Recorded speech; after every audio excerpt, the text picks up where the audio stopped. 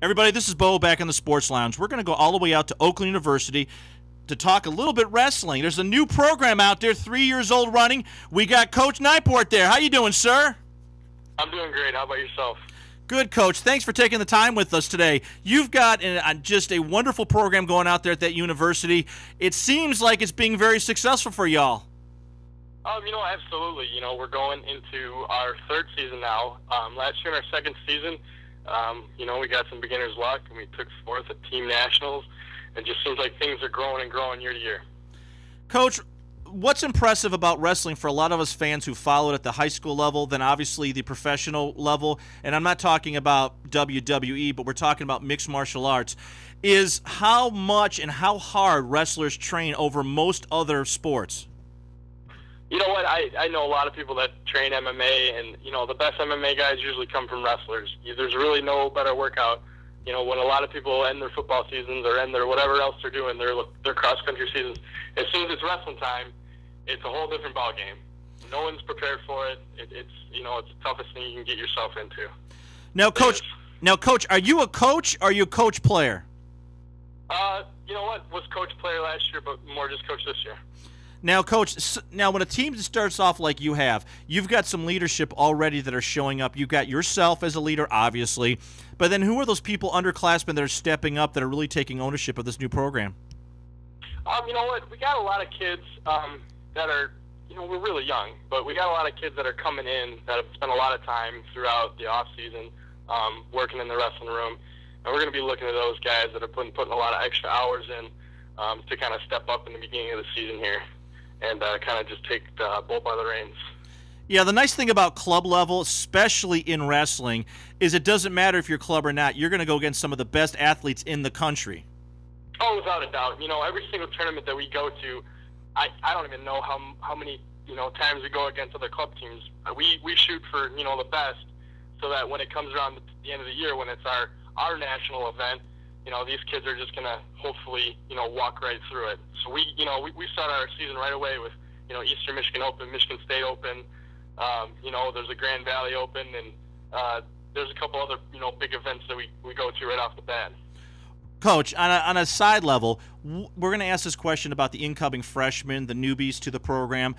They may be experienced high school wrestlers, but I'm pretty sure that in football, the freshmen make the same mistake on every single campus in football.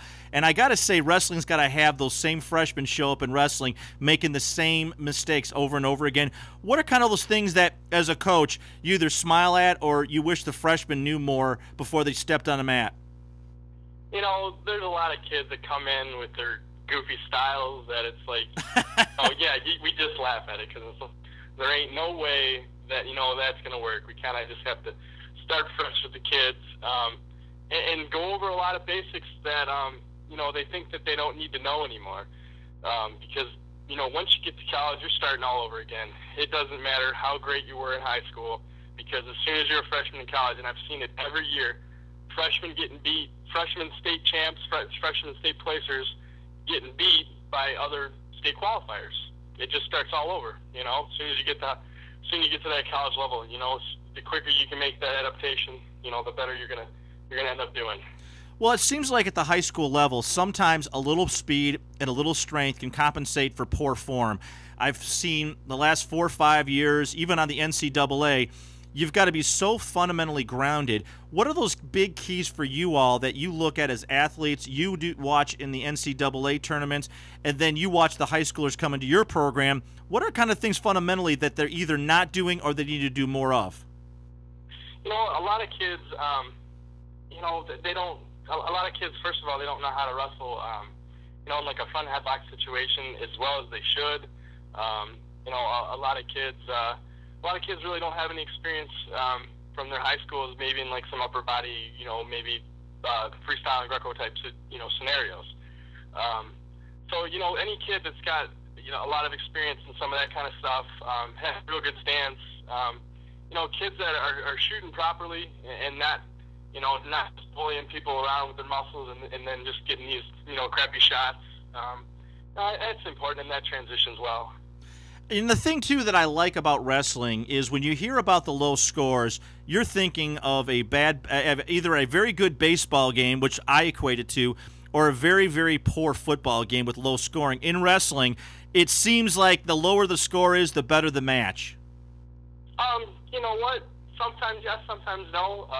Yeah, you know, it can be real exciting if it's you know, one point match or whatever. But at the same time, it can be real exciting if it's a 1 point match way up at you know, 10 to 11 or something. It can be real exciting up there too. But yeah, usually the closer and tighter the matches are, you know, the higher level of you know, athlete you're going to be seeing. Now, Coach, we were just introduced to you last week. I know my sons have been there, and I know a lot of different high schools have been there on Thursdays to compete, train, and sort of work on their fundamentals. We all hope, right? The fundamentals. But, you know, the next step, you guys are at a club level. You just started. How do you all get set up so you can get absorbed into the actual university itself? Well, you know, it has a lot to do with each, you know, individual school that a club level program is at. You know, in our case at Oakland University, we don't have a varsity football team, so it kind of makes the balance between Title IX and you know, the gender compliance laws a little bit easier to work around.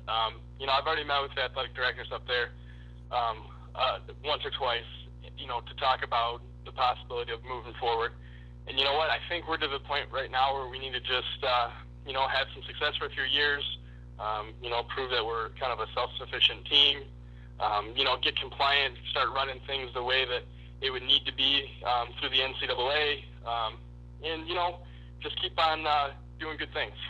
Well, I think if you keep finishing the way you did last season, I'm pretty sure you'll be on the fast track. Yeah, I would imagine so, but, you know, you never know. I think it all just depends on the budget at the school and, you know, a lot of different factors that have to do with Title IX. So, and the fact that you have alumni that follow the program, graduated from your program, and they want to kick back, because that's always got to be helpful to have that alumni come back and honor you guys with a nice big check to help things out. Yeah, you know, that's kind of where we're at right now. We're trying to reconnect with a lot of the alumni. We do have one of the alumni coaches from the 80s that's involved with our program now, which is Misaki Hata.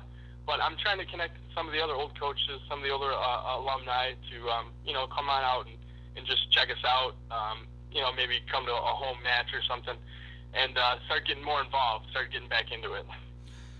The last couple of years, because of the explosion of mixed martial arts, wrestling has been, I think, a very visible combat sport in the state of Michigan, and I know across the board. What are you seeing as growth in that sport as well as in your sport? Well, you know, I see a lot of more kids that are giving wrestling a try at the high school or middle school level, maybe because, you know, the popularity of MMA. But at the same time, you know, I see a lot more MMA guys that are saying, I need to learn wrestling, you know, or I don't have a chance. So, yeah, I think they complement each other very well. Absolutely, Coach. Coach, I want to say thank you for taking so much time. We're going to ask if we can give you a call, let's say in another month and a half, and talk about some more camps that you got going on. We'd really like to find out more about the athletes that are actually at the club level. Would that be okay? Yeah, absolutely. Hey, guys, that was head wrestling coach Kyle Nieporte. He's got an incredible program going out there at Oakland University. He's got open mats. He's got training facilities. He's got everything you're looking for to check it out. You can also go online and check him out at his website. Thanks a lot, Coach. Thank you. One moment, please. We are off the air.